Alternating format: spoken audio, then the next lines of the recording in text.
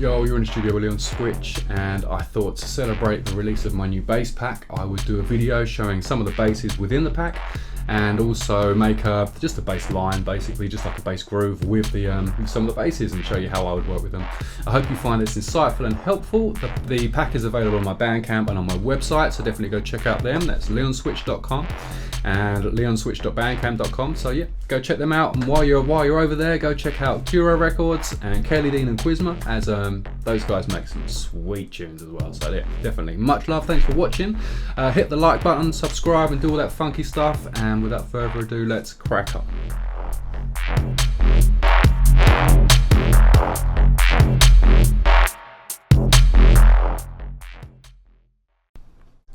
Okay, so I've opened Ableton and I've imported a drum loop, which sounds like this.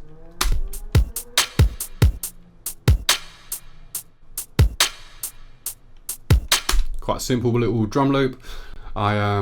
It's one that I've made for my next sample pack, so definitely wait for that and check that out.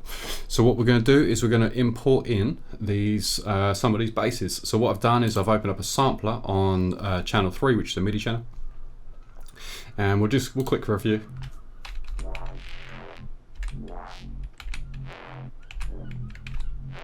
Right, I like that one. So let's start with that one, and I've now got it across my keyboard. Nice. So what we'll do is we'll play the drums and then we'll jam along for the minute and we'll see how we get on.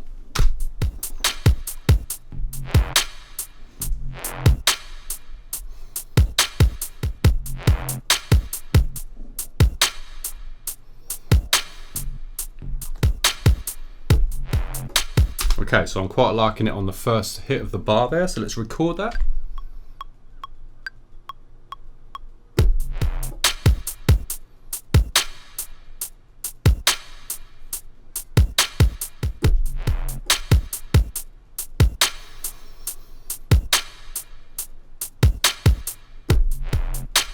And I can sort out the length of the notes once I've recorded them.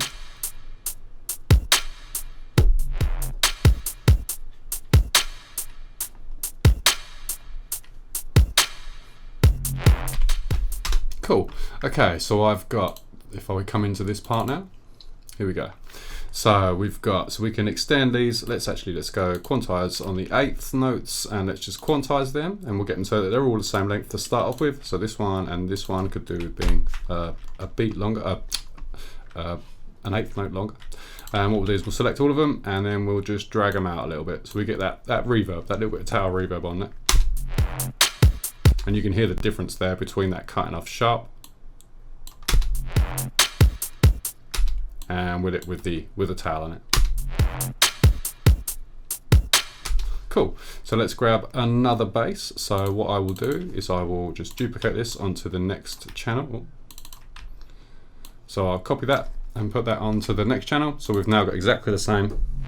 We can now just drag another bass into it.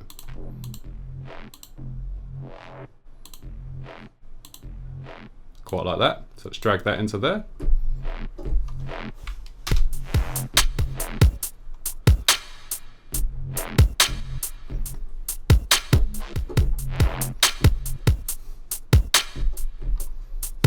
Nice, let's try another one.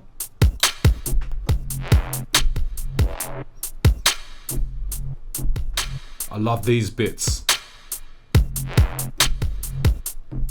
Like the crunchiness in there.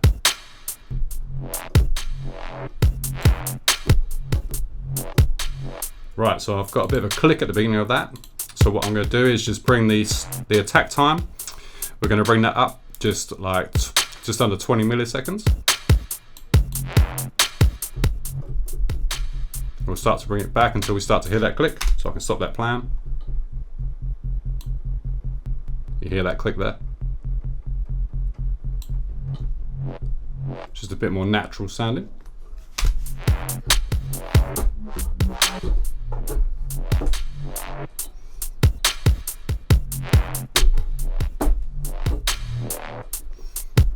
Right, let's try another one.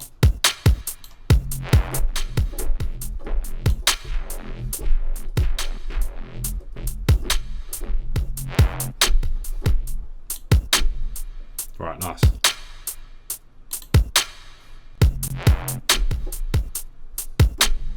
Right, there we go. So that's going to fall on the snares.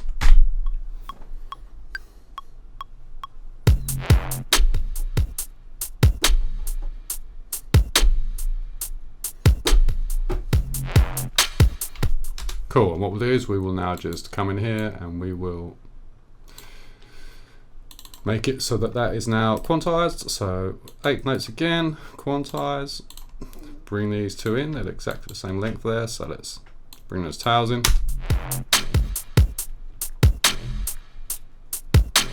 Alright, let's just try them while we're here. Let's just try moving that along an eighth note.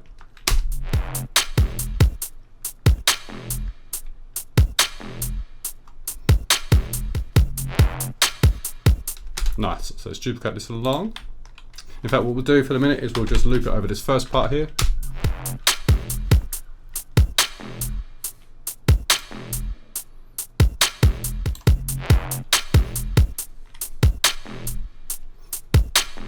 Nice, potential.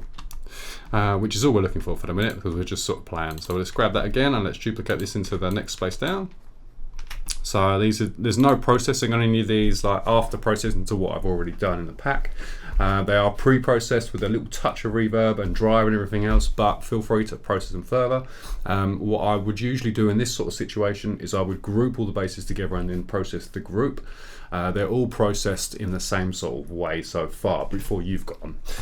So if you process the group with all of your basses in there, then in theory you can just put one layer of processing on there, and it's just gonna group it all together. It's gonna sort of glue it all together. So let's carry on with what we're doing. Let's grab another bass.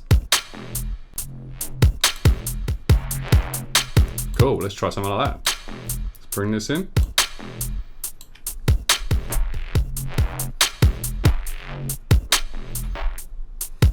Quite like those hits like that.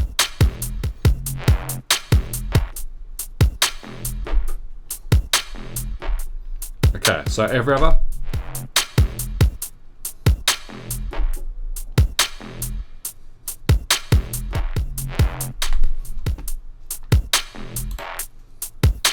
Let's quantize that up. Once again, eighths, and just quantize.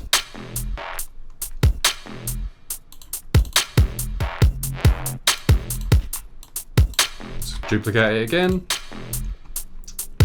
and let's change the bass noise. Nice, okay.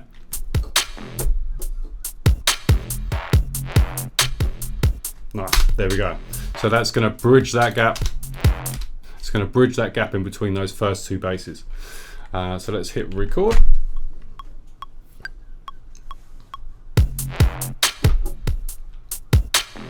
I missed it. Let's undo that. Let's try again.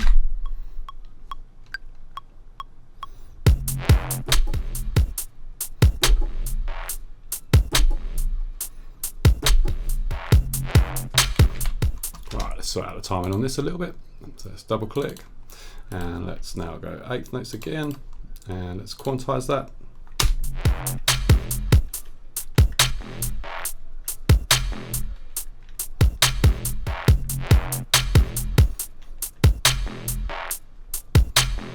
Nice.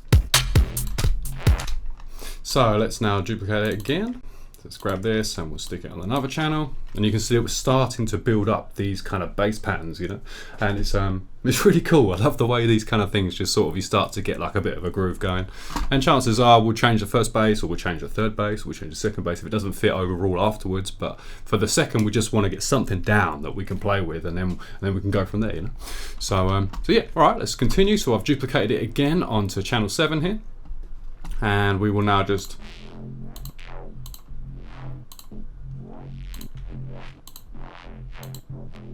nice, that first bit. That's a nice hit. So let's find out why that's not starting when I click.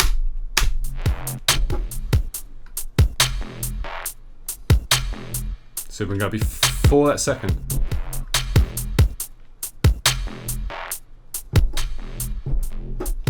Nice. Nice, so we're gonna fill that gap in again.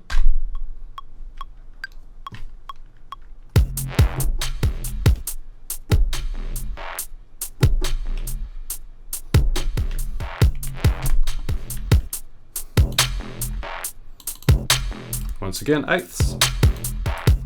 And we'll quantize that.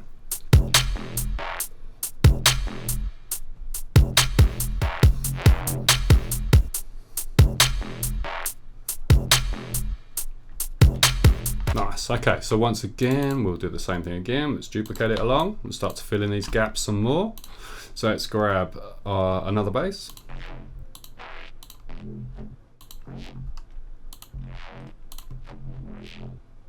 Nice.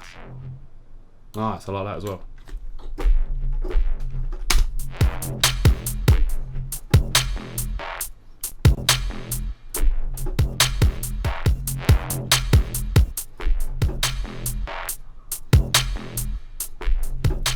Nice.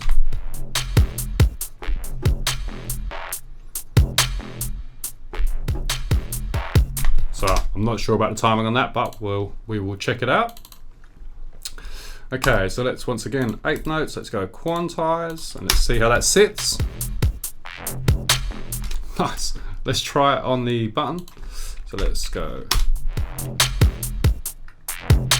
Oi. Nice, and then we can get another bass before that, and we're just starting to build this phrase up. Yeah, I like that. So let's double click, let's duplicate this again onto the next channel.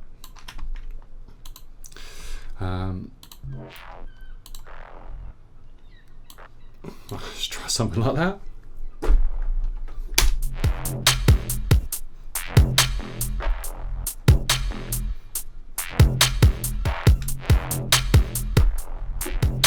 Oi, right, okay. Simple.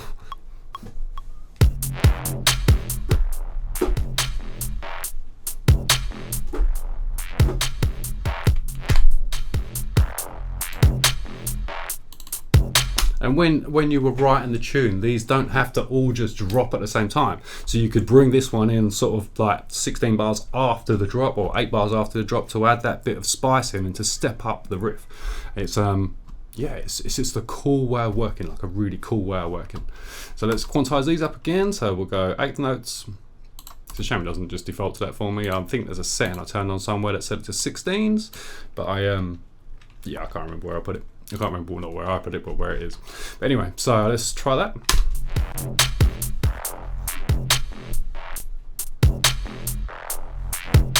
All right, let's just try this back a beat. Let's crop the clip. That's where I've looped when I've recorded. There we go.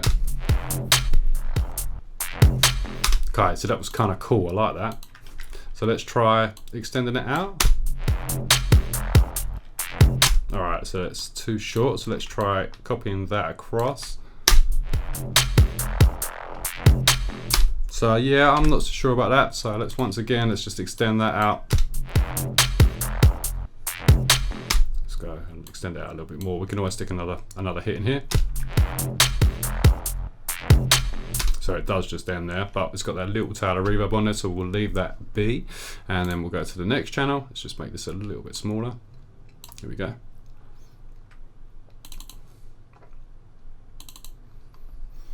Where are we? So let's duplicate that over to here.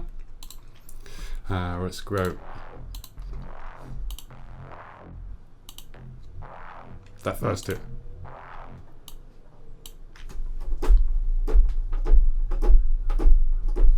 Nice. So let's get this so that it's playing.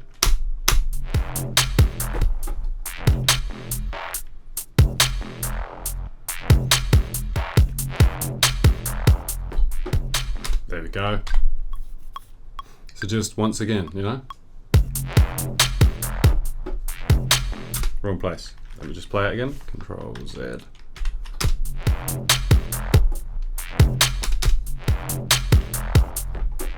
There we go. So it goes in that gap in between those two basses there. Nice. So I have to leave it lazy. That's the one. So I missed that last one, but that's okay. We can sort that out. We're just jamming. That's all we're doing. So let's consolidate that. So we've got the full length in there. Let's double click on it and let's just have a look here. So we know this was in the right place. So let's quantize, let's go 1/8 notes. And then let's just move this back to here. So it falls just, so before the second beat in the bars.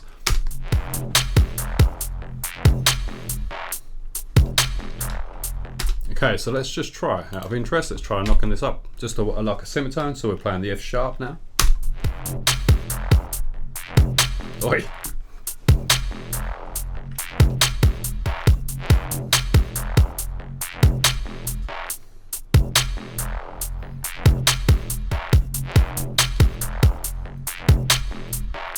So we need something for in here, although I quite like it sort of free, you know?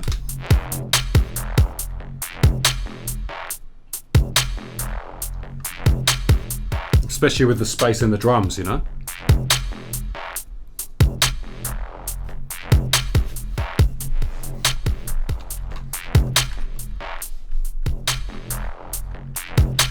Okay, so let's grab all of these and let's group them together. So this is basically our mids group. Sweet. So what we can do now is we can now process these all together, and we can now make them a little bit more uniform, a little bit more as one. So let's go with let's go to the audio effects. Sorry, not instruments, audio effects. And let's first things first. Let's grab a distortion. Let's grab the saturator, because that's gonna really kind of bring these together. And let's just play with this quickly.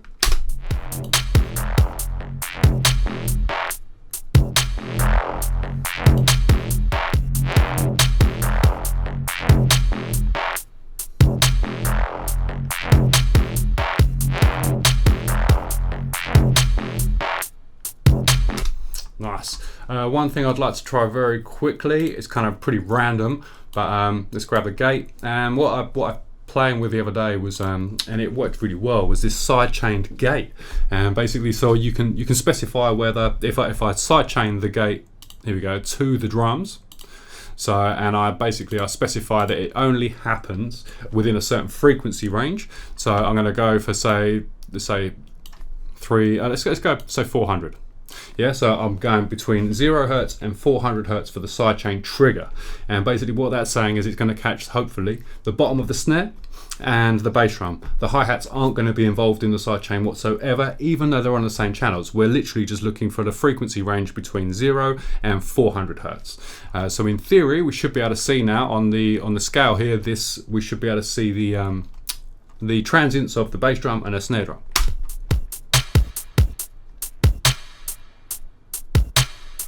Sweet, so we could start to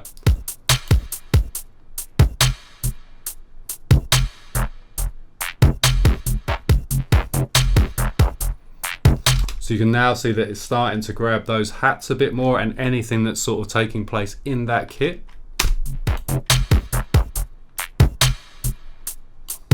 And we can now play with like the release.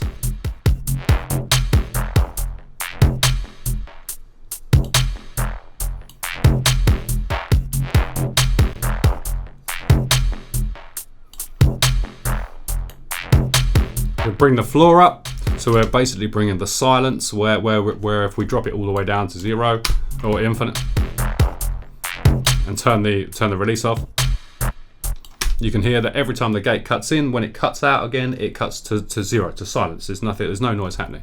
So this floor here, if we keep playing it and I bring the floor up, you'll hear that the original sound doesn't, when it drops out, like the gated signal, it in between the gates, it doesn't drop to 0. It just keeps it in the background and almost acts a bit like a side chain, but almost in reverse. So it's sort of pumping where the beats are kicking in. So let's bring it up slowly, and we'll see how that sounds.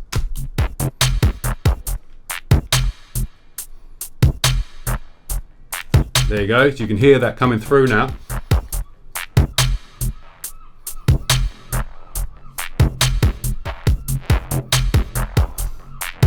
And it's all a little bit too much at the moment.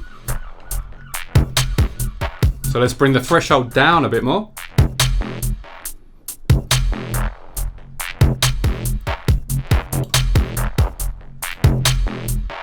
And we should, if we set the floor to 0, then we should just have the no sidechain present, you know.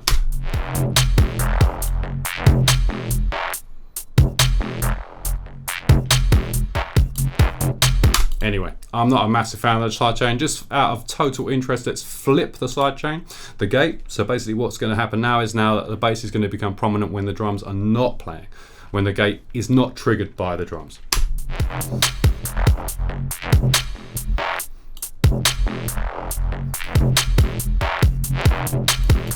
Let's bring the floor down, so we got more of the effect, and take the release back off. Let's bring some more in. So I don't like the effect at all. It's not doing what I thought it was going to do. I quite liked it when we first put it on and it became a bit more rhythmical. But for this, we'll get rid of it. I'm not worried. But we tried it, and there's nothing wrong with just going through and trying these things. I think that's really important. With all sounds, you know, I didn't know whether the basses were going to work with it. I could do the same thing with a pad and it might work sweet, or even a vocal and it might work sweet, you know, just for a section or just for an effect. These things is all automatable, so you can automatable. So you can adjust it on like real time on the go, you know. Yeah, definitely. So let's have a look then.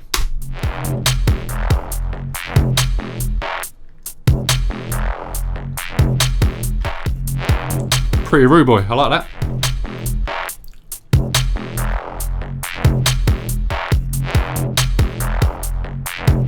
Right, what I'm going to do is I'm going to add a little bit of reverb to it. I'm going to bring the dry wet down. Take the decay up a little bit, and the size.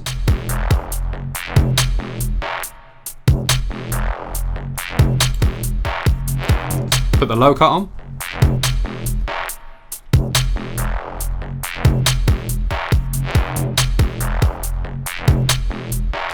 And it's just gelled them together some more, you know. You're starting to get this feeling that they're all from the same unit, you know, which they are, but it sounds more natural somehow, and that's really cool. And we could also EQ this. We could add a sub underneath it. I mean, that's how I would normally go from now.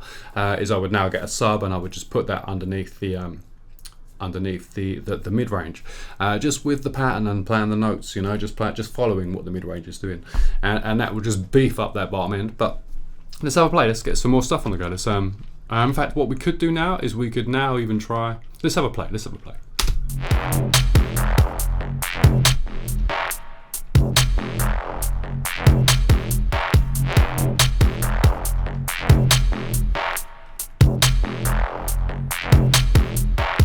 Right, so let's duplicate this along, so we can put some variations in if we want to.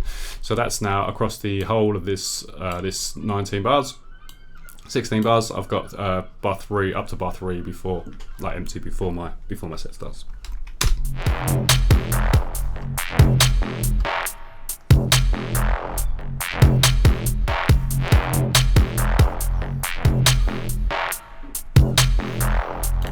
Okay, so let's actually open these up. Because I think what we'll find is it's a bit easier to see with what we're doing. And let's also go height on here, so we should get everything in on the page, so we can see exactly where we're at. And we can now start to just cut bits about if we want to, you know. I know that we did try initially without. Let's just mute that for a second. Let's see how it sounds just getting rid of this bass.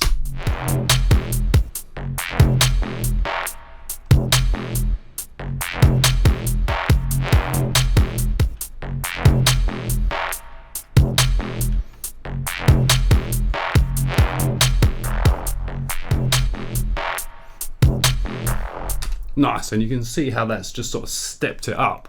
Let's try muting off a couple more and let's see what happens. So let's just, and this is random, completely random what I'm doing. I don't have a clue how it's going to turn out, how it's not going to turn up. I'm literally going to do that.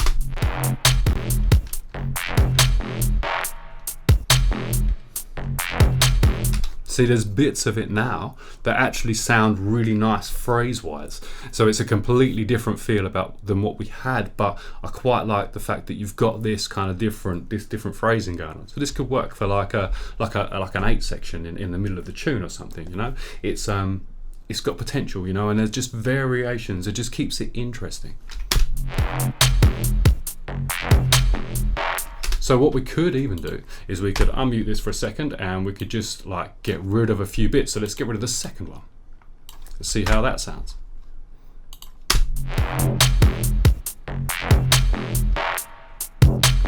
Nice, and let's do the same with this. So we'll just do that, and then we'll copy this section and we'll put it here so that it plays the same thing then second time around.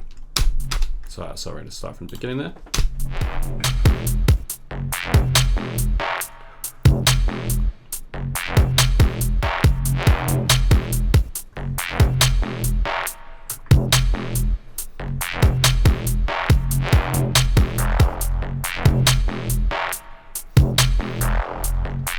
I mean, that will work better if we were to, let's get rid of this first lot of drums here, delete them, and then we'll copy this second part across. Oh, sorry, there we go.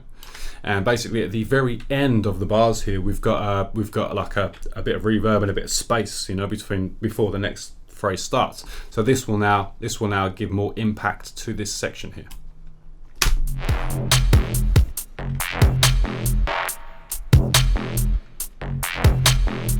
Okay, so once again, sorry, I know that I'm stopping it, starting it, but let's lose this first sort of bam.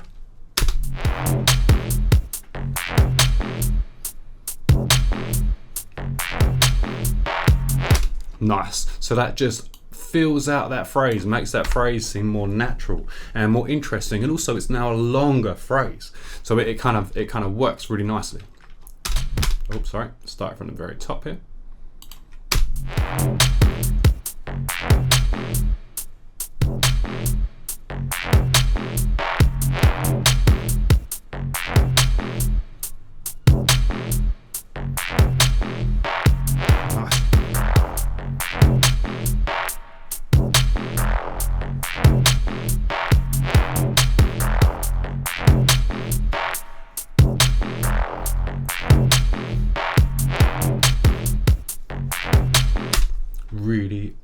Really cool. So what we could do now is we could just grab, just so that we've got it in there, just so that it fills it out a little bit more, we'll grab a sub. So I'll just grab analog from the Ableton Instruments collection once that loads in. And what we'll do is we'll just make a very quick sub. So we'll turn on the sine, we'll turn off oscillator 2. We can hear with the amplifier envelope there, we've got too much tail, we don't want that. I don't want this click at the beginning. So there we go. And do I want it more 8080? I need to come down an octave. My keyboard doesn't go that low, as you can see here. I'm playing like F1. So I'm going to come down an octave on the unit here just to make my life easier. There we go.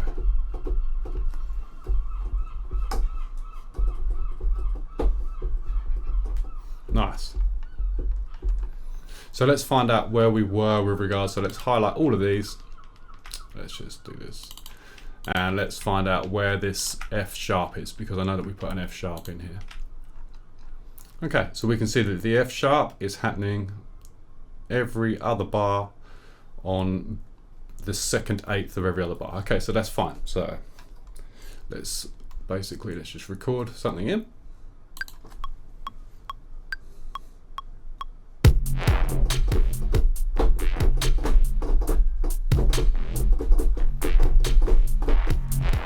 Okay, so I wasn't actually particularly happy with that. I mean, it kind of worked, but sorry, I'm clicking on the wrong screen. But yeah, it wasn't really cool. But I did have a thought while I was there, and I did think I could once again select all of these, and then maybe even just do that, highlight them all, and then Control copy. And now if I come in to make a bass MIDI channel here, there we go. Right click, insert. Let's just delete, there we go, and then right click, insert a MIDI clip, and then I think if I click at the beginning here and I now go like that, we should now have this sub, which is basically just a copy of all of those notes that we had from all of those different channels, but we now know the rhythm of everything, so we can see here that we don't want these notes to overlap. because this is now the sub, it's not the mid-range basses, so we're going to have weight here, and I don't want that clash happening, because that won't be cool.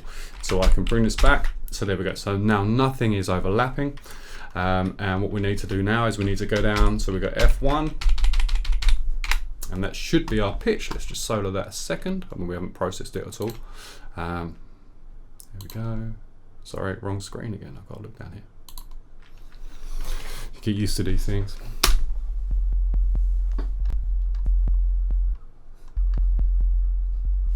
Nice, but you hear that clicking, like there's an overlap going, and that's not nice. So what we're going to do is we're going to zoom into here, and we're just going to grab, there we go. Let's just take in and end.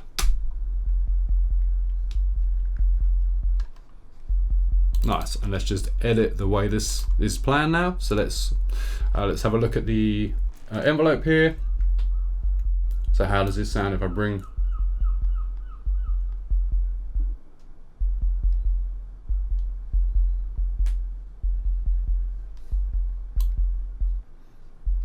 That's quite nice. So the first thing I do is I'm going to grab an EQ. We'll grab the EQ8. And then I'm going to grab a compressor, and I'm going to turn the sidechain on this compressor, set it to the bass drum again, and once again we want it to only be affecting that kick drum and kick drum and snare. So I'm just going to play with the bottom end there. Nice, and we can start to just bring this down a touch, and the sub bass should just start breathing slightly with those drums. We can see our fundamental here. So let's have a little look. How much level we got here? Well, we can have a play and then we can bring down the level afterwards. So let's.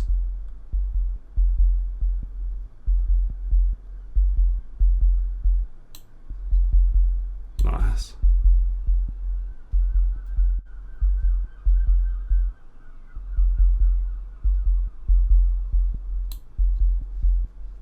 And the other thing I want to do here is just set this so that it's on mono voices. There we go. So now it will only ever play one note at a time.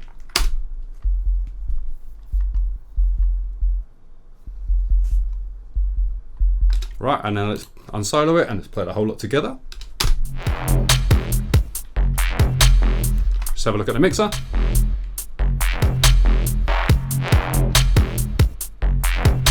So we got sub,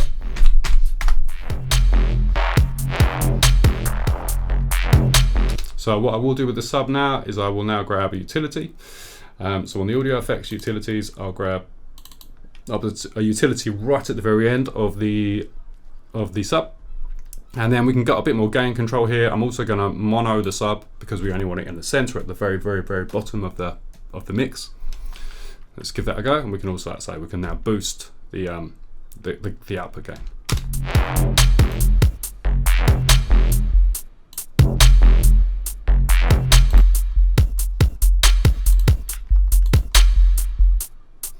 Let's bring all the levels down a touch so we're not peaking out that master.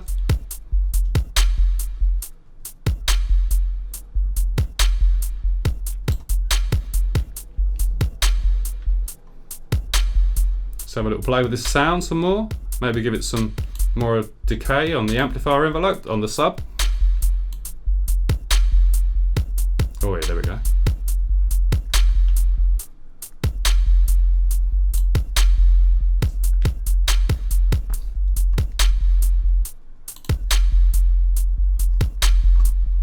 Nice. And then we'll bring in the mid-range. Oh.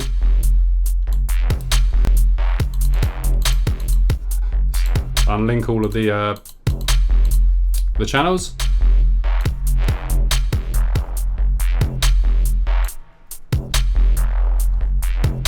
And what we could do is we could now put like a a compressor on the mid-range basses, and that will now hopefully just even them out a bit more, you know, sort of squish them a little bit. So we'll turn the sidechain off, And we will now, and we'll turn the EQ off. I don't know how much difference that makes to anything once the sidechain's turned off, but it doesn't matter. And we'll now just compress these mid-range basses together, and we'll see what happens with it.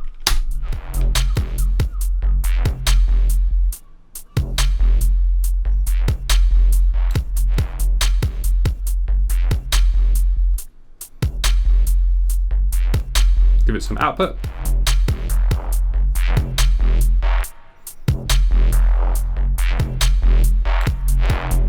Maybe bring up the threshold a touch.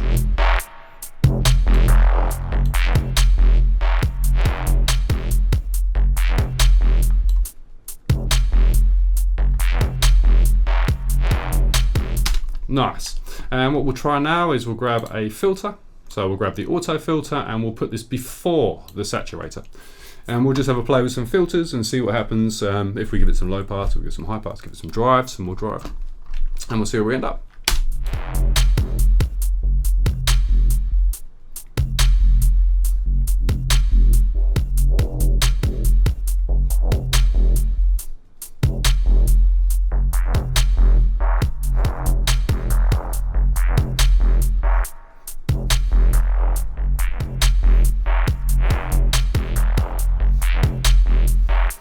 Nice. So what I do want to try just quickly is to try the LFO with the low pass filter and see where that takes us.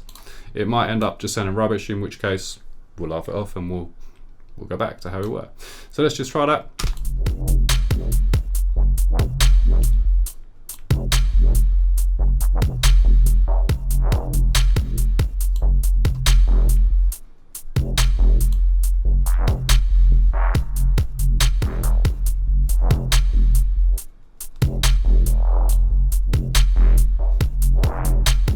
Let's give it some drive.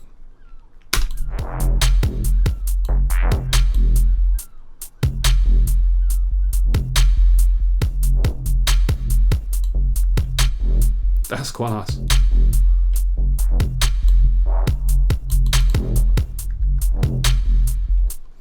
And we could even use the utility again. Sub's massive.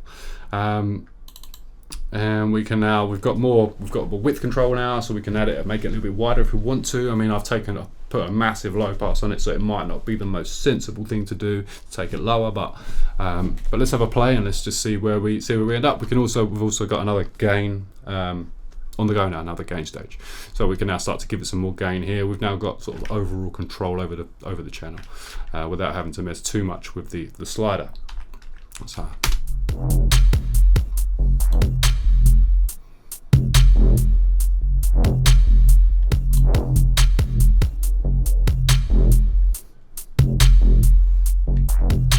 All right, let's grab an EQ.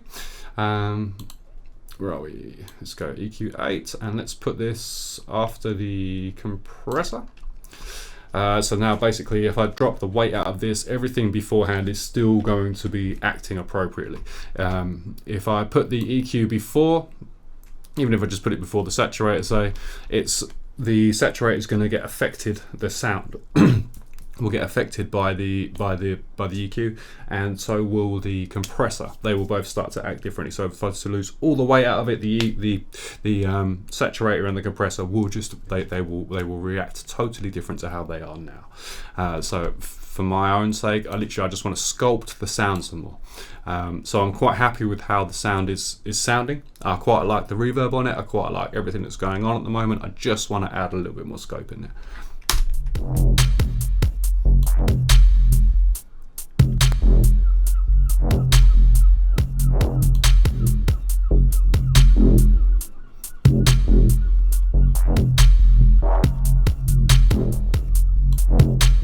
All right, let's give the Q a little bit more.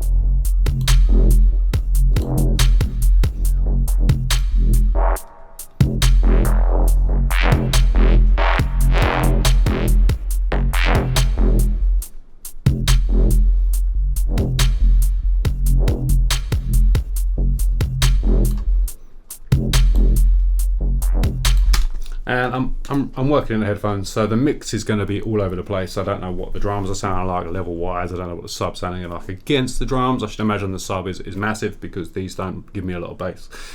So I do apologise about that. In fact, I might even just drop the level on the sub a touch so that I'm not. You guys can still hear what's going on with everything. With regards to the mid-range volume, with the headphones I can never judge properly where the mid-range needs to sit. I need to hear it sort of in the environment, and that's how I know my mixes, you know. So yeah, definitely.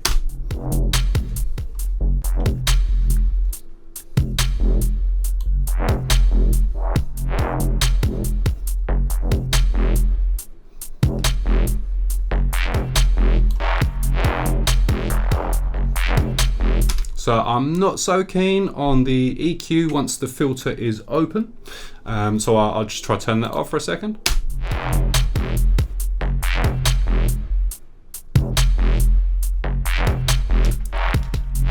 That sounds more natural to me than with the EQ on.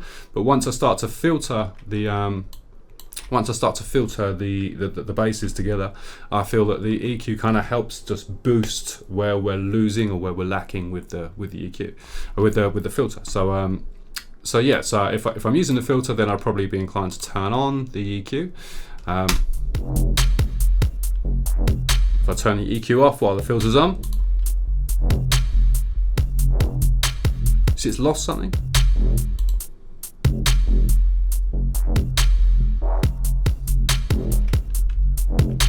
It just seems to add a bit more presence, you know? Well, for me anyway, it just seems to add a bit more presence. And once again, I'm in headphones, so I don't know how true any of this is sitting. But anyway, yeah, you get the idea there. So let's turn off the filter and let's turn off the EQ.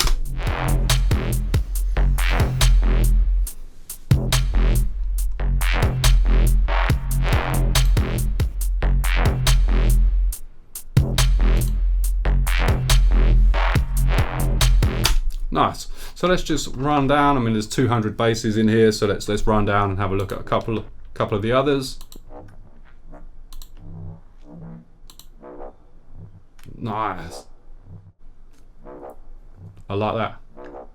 Okay, so let's grab another sampler. In fact, what we'll do first is we'll just make our lives easier, and we'll go insert MIDI, and then we'll just duplicate this sampler onto that next channel there, and we'll now just grab in that bass. Oh, I like that.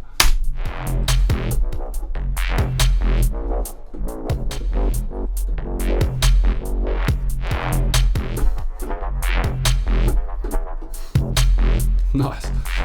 So we could process that further, and we could then, you see how you're now starting to get sort of almost like a lead noise out of these basses, not just the normal bass noises, you know. So yeah, anyway, I'm going to leave that there, I think. What have we got? We're nearly coming up to 45 minutes. I hope that's given you an insight as to how I would approach the mid-range basses and how in general I work with mid-range basses. There's 200 in there. And I mean, some of them will be very similar. They're all out of the same boxes, but they'll have slightly different textures, or slightly different movement. Or yeah, I hope you enjoy it. I hope you found this insightful and helpful. Go check out the website, leonswitch.com. I've got all my sample packs on there. Go check out Bandcamp. I've got the majority of my sample packs on Bandcamp.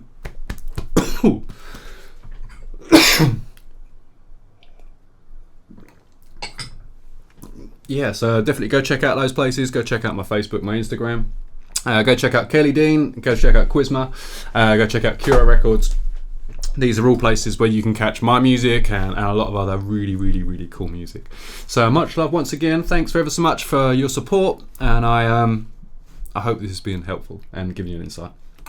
Big up, much love, and I will catch you in the next one.